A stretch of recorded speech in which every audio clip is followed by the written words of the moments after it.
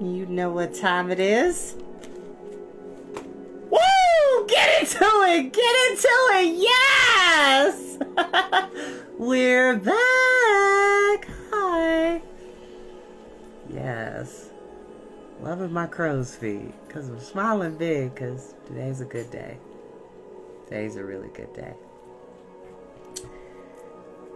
And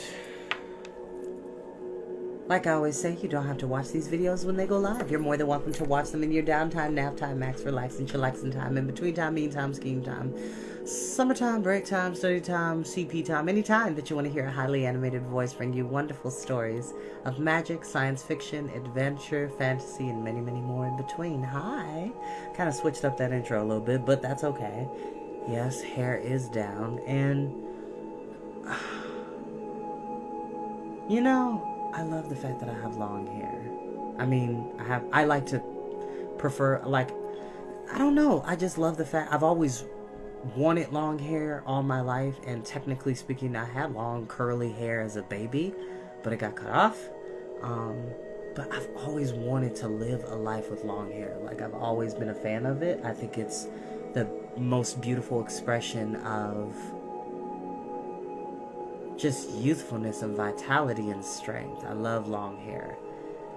My mom will tell you, I've always wanted her to have long hair. And then, you know, later in life, she grew her hair out, and I absolutely adore it. Long hair, short hair, afro, braids, dreadlocks, locks, twists, bantu knots, straight hair, silk press, anything. Hair is beautiful. With or without hair, bald, or just a fade, or a shortcut, or a mohawk, or a mullet. Everybody's hair is beautiful and unique, and I love mine. And here's the thing, I've had a retwist in 2.5 months, and my hair still looks very healthy, very clean, very good. That's what happens when you take really good care of yourself, and, you know, make sure you stay on top of things. Now, without further ado, we're going to go ahead and read the final chapter of A Series of Unfortunate Events, Book 7, The Vile Village.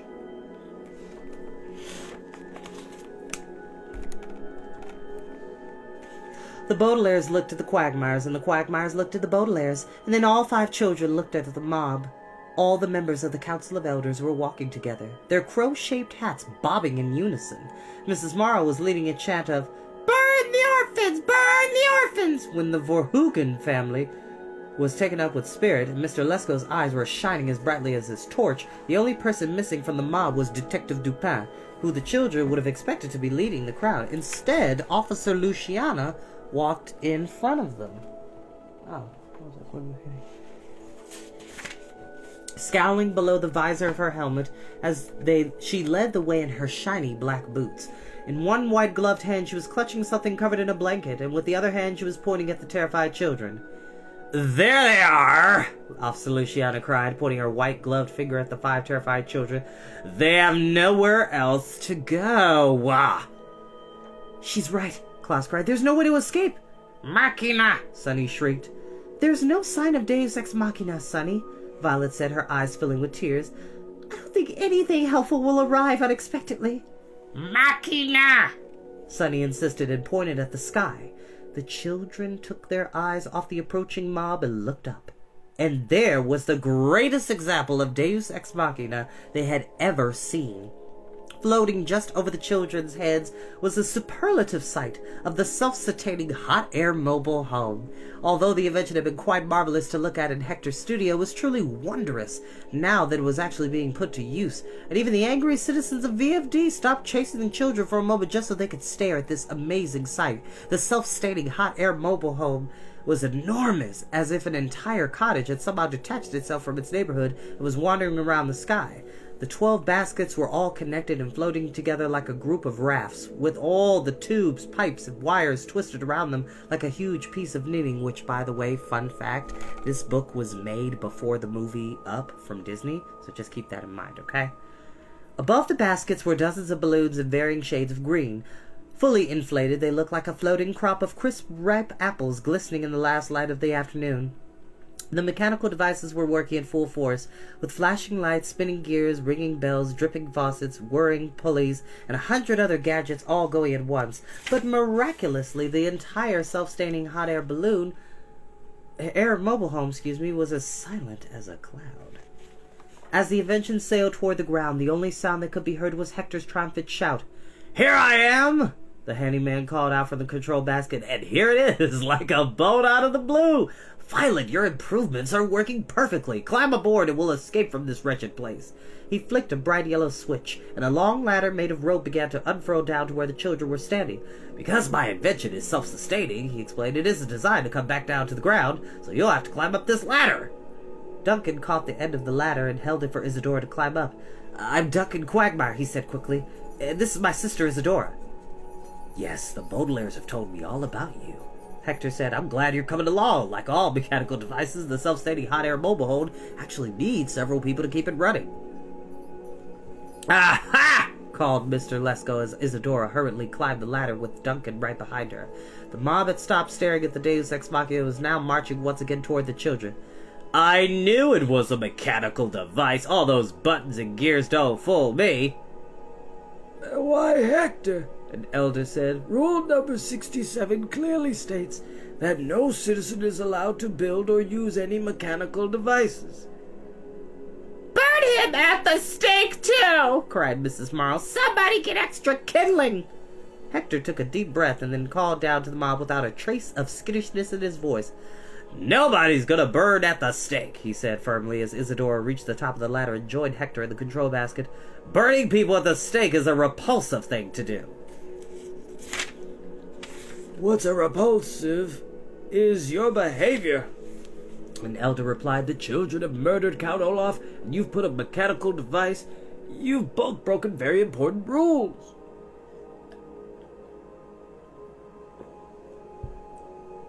"I don't want to live in a place with so many rules," Hector replied in a quiet voice, "or a place with so many crows. I'm floating away from here, and I'm taking these 5 children with me. The Baudelaires and the Quagmires have had a horrible time since their parents died. The village of foul devotees ought to be taking care of them instead of accusing them of things and chasing them through the streets." "But who's going to do our chores?" an elder asked. "The snack shack is still full of dirty dishes from our hot fudge sundaes." "You should do your own chores," the handyman said as he leaned over to lift Duncan aboard his invention, "or take turns doing them according to a fair schedule. The aphorism is, it takes a village to raise a child. Not 3 children should clean up after a village. Baudelaires, climb aboard. Let's leave these terrible people behind us." The Baudelaires smiled at one another and began climbing up the rope ladder. Violet went first, her hands clutching the scratchy rope as tightly as she could, and Klaus and Sunny followed closely behind. Hector turned a knob, and the mobile home rose up higher just as the crowd reached the end of the ladder. "They're getting away!"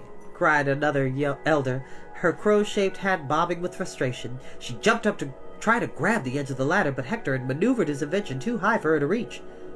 "The rule breakers are getting away! Officer Luciana, do something!"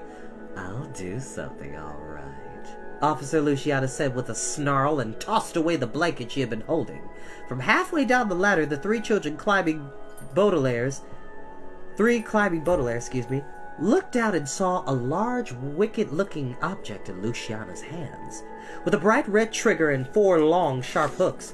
"You're not the only one with a mechanical device," she called up to Hector. "This is a harpoon gun that my boyfriend bought for me. It fires 4 hooked harpoons, which are long spears perfect for popping balloons."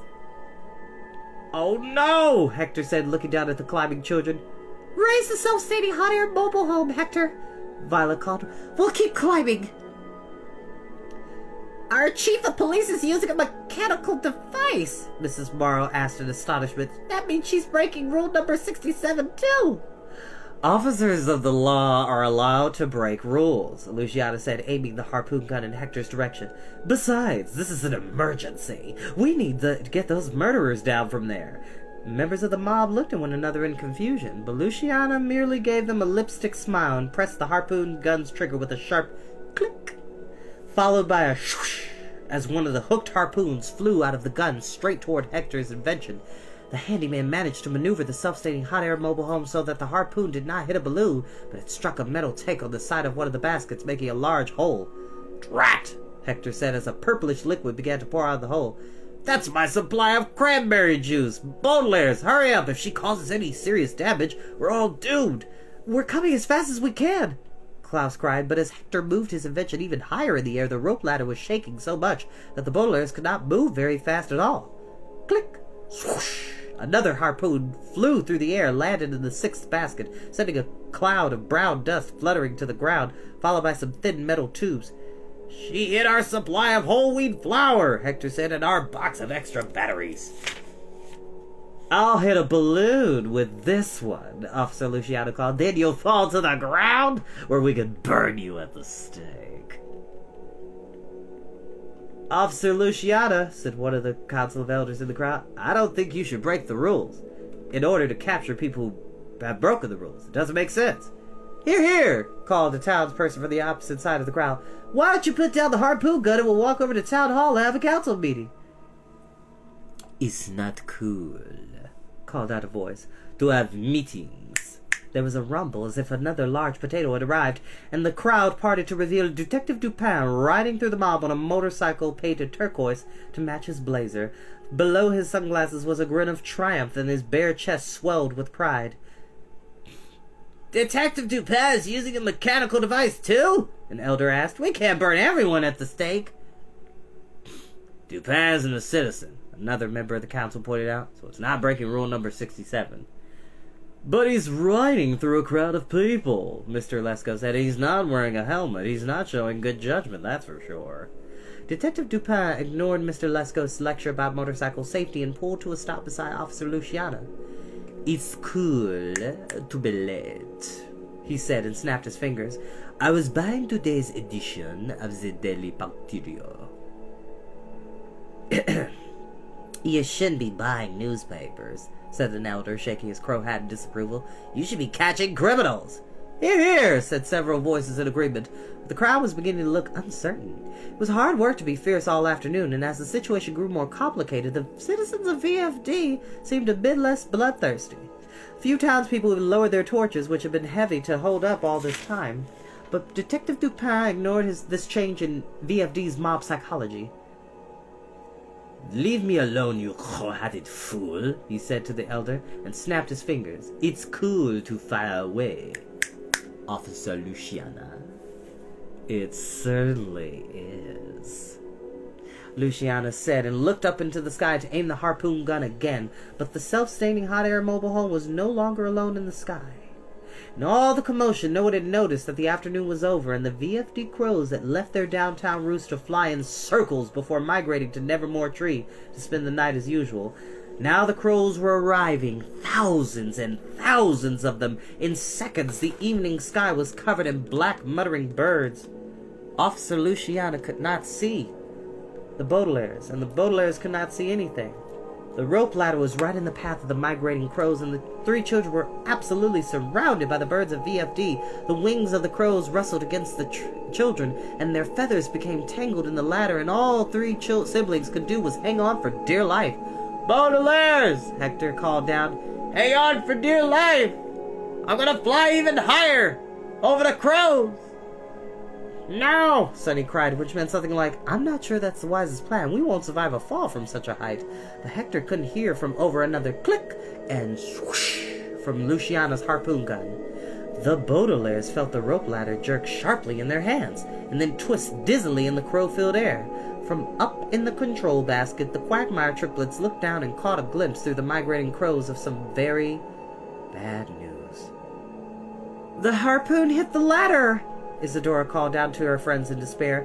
"The rope is coming unraveled!" It was true. As the crows began to settle at Nevermore Tree, the Baudelaires could see more clearly, and they stared up at the ladder in horror. The harpoon was sticking out of one of the ladder's thick ropes, which was slowly uncurling around the hook. It reminded Violet at a time when she was much younger and had begged her mother to braid her hair so she could look like a famous inventor she had seen in a magazine. Despite her mother's best efforts, the braids had not held their shape, and had come unraveled almost as soon as she had tied their ends with ribbons. Violet's hair had slowly spun out of the braid just as the strands of rope were spinning out of the ladder now.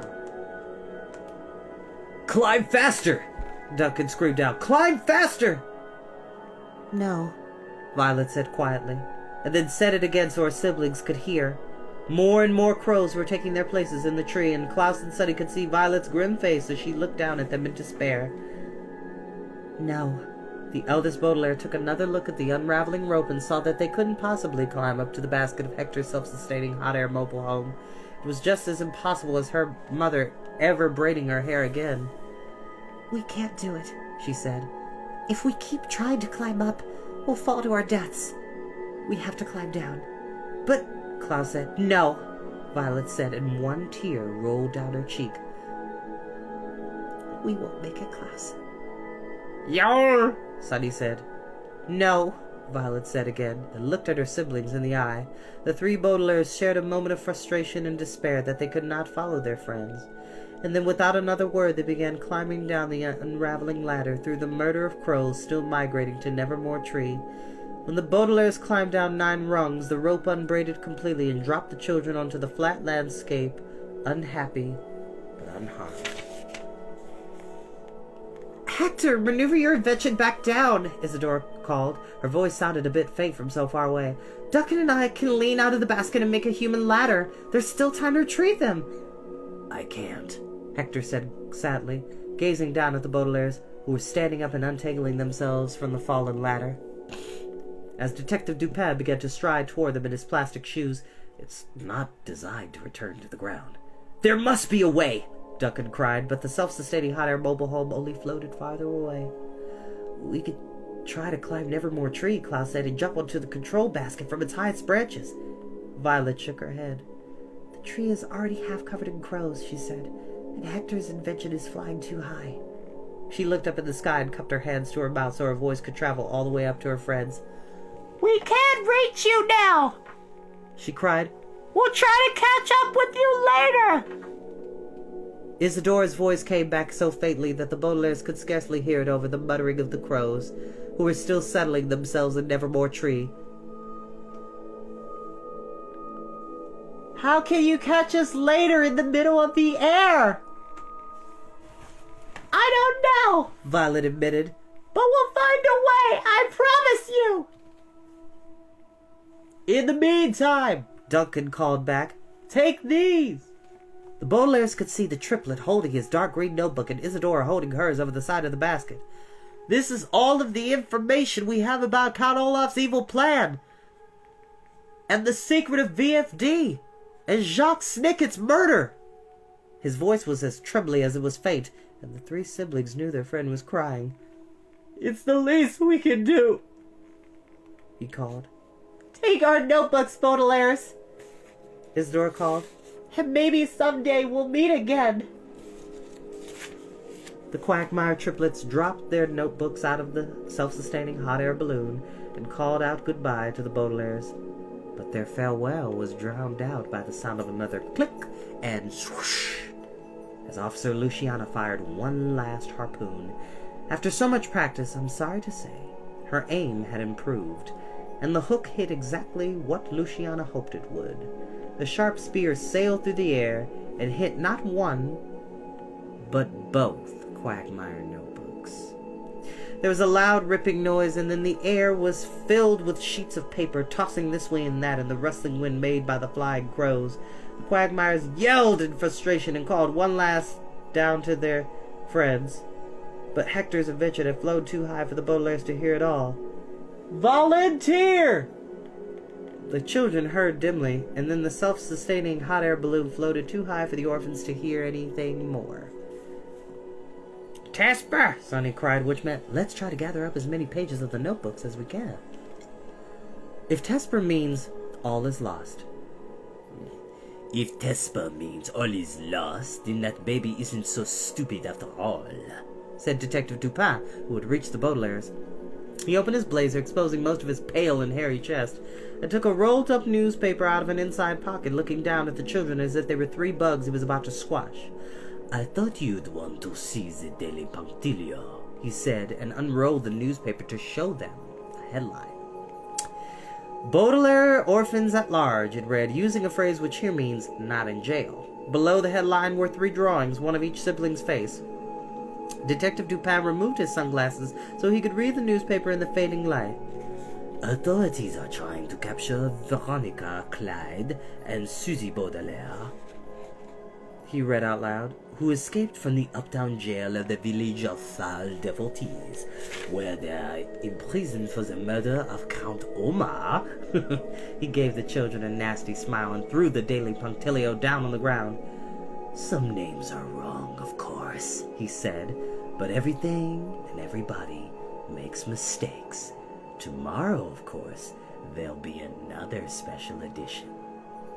And I'll make sure the Daily Punctilio gets every detail correct in the story about Detective Dupin's super cool capture of the notorious Baudelaires. Dupin leaned down to the children so close that they could smell the egg salad sandwich he had apparently eaten for lunch. Of course, he said in a quiet voice so that only the siblings could hear him. One Baudelaire will escape at the last minute and live with me until the fortune is mine. The question is, which Baudelaire will that be? You still haven't let me know your decision. We're not going to entertain the notion, Olaf, Violet said bitterly. Oh, no, an elder cried and pointed out at the flat horizon. At the light of the sunset, the Baudelaires could see a small, slender shape sticking out of the ground, while the Quagmire pages fluttered by. It was the last harpoon Luciana had fired, and it had hit something else after destroying the Quagmire notebooks. There, pinned to the ground, was one of the VFD crows, opening its mouth in pain. You harmed a crow! Mrs. Morrow said in horror, pointing at Officer Luciana. That's rule number 1! That's the most important rule of all! Oh, it is just a stupid bird, Detective Dupin said, turning to face the horrified citizens. A stupid bird? An elder repeated, his crow hat trembling in anger. A stupid bird? Detective Dupin, this is the village of foul devotees and... Wait a minute, interrupted a voice from the crowd. Look, everyone, he has only one eyebrow. Detective Dupin had removed his sunglasses to read the paper, reached into the pocket of his blazer, and put them back on again. Lots of people have one eyebrow, he said, but the crowd paid no attention as mob psychology began to take hold again. Let's make him take off his shoes, Mr. Lesko called, and an elder knelt down to grab one of Dupin's feet. If he has a tattoo, let's burn him at the stake. Hear, hear, a group of citizens agreed. Now wait just a minute, Officer Luciana said, putting down the harpoon gun and looking at Dupin in concern. And let's burn Officer Luciana, too, Mrs. Morrow said. She wounded a crow. We don't want all these torches to go to waste, cried an elder. Hear, hear. Detective Dupin opened his mouth to speak, and the children could see he was thinking frantically of something to say that would fool VFD's citizens, but then he simply closed his mouth and with a flick of his foot kicked the elder who was holding on to his shoe. As the mob gasped, the elder's crow-shaped hat fell off as she rolled to the ground, still clutching Dupin's plastic shoe. It's the tattoo! One of the Verhoegens cried, pointing at the eye on Detective Dupin, or more properly, Count Olaf's left ankle. With a roar, Olaf ran back to his motorcycle. With another roar, he started the engine. Hop aboard, Esme, he called out to Officer Luciana. The chief removed her motorcycle helmet with a smile, and the Baudelaires saw that it was indeed Esme Squalor. It's Esme Squalor, an elder cried. She used to be the city's sixth most successful financial advisor, but now she works with Count Olaf? I hear the two of them are dating, Mrs. Morrow said in horror. We are dating, Esme cried in triumph. She climbed aboard Olaf's motorcycle and tossed her helmet to the ground, showing that she cared no more about motorcycle safety than she did about the welfare of crows. So long, Baudelaires, Count Olaf called, zooming through the angry crowd. I'll find you again if the authorities don't find you first.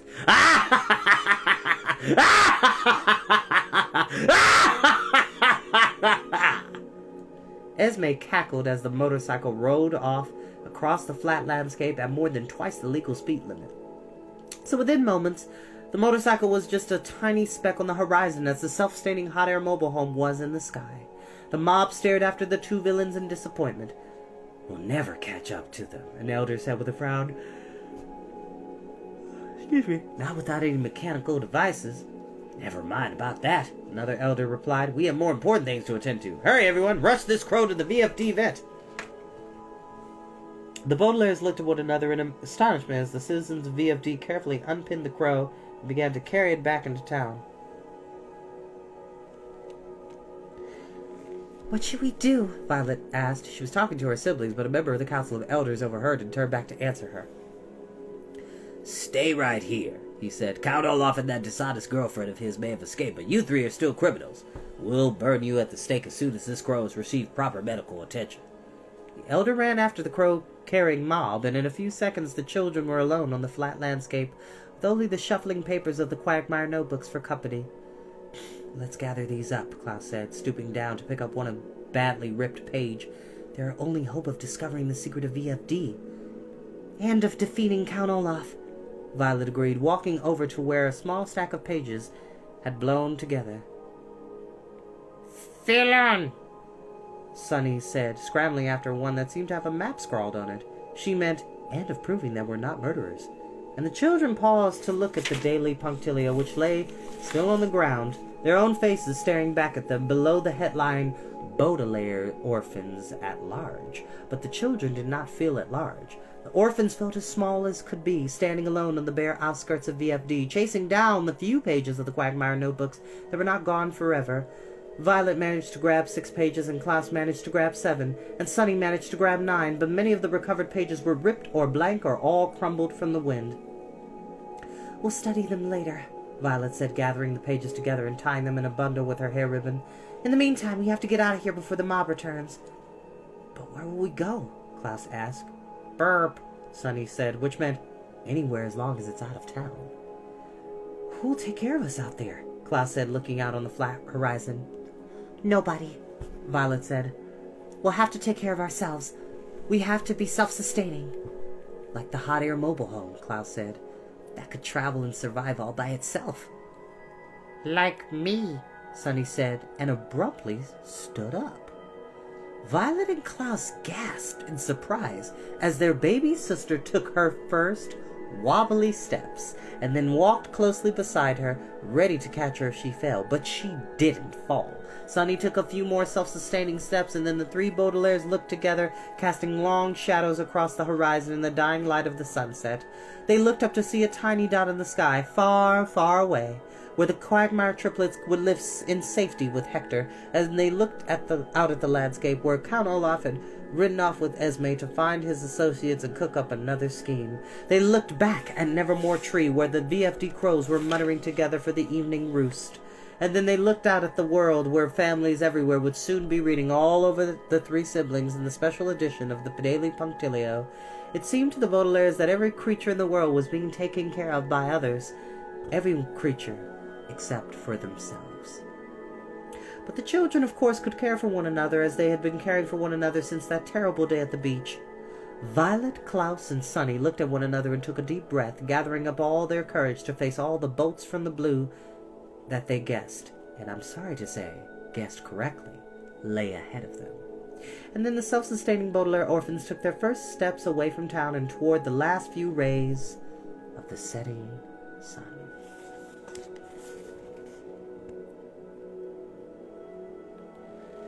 There are crows, crows, crows everywhere.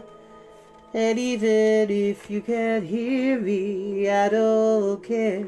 There are crows, crows, crows everywhere. Shout out to the Gothic Archies for performing music for the audio adaptations of a series of unfortunate events. I've sung a couple of songs that they've done for certain books, but yeah, that's the end of the 7th book. And next time we meet, which, as you know, whenever we finish a book, we take a bit of a week break. So I won't see you next week on Tuesday and Thursday. But the following week, we will start Book 8. Which, if I'm not mistaken, is The Hostile Hospital. See you next time, y'all. Bye-bye.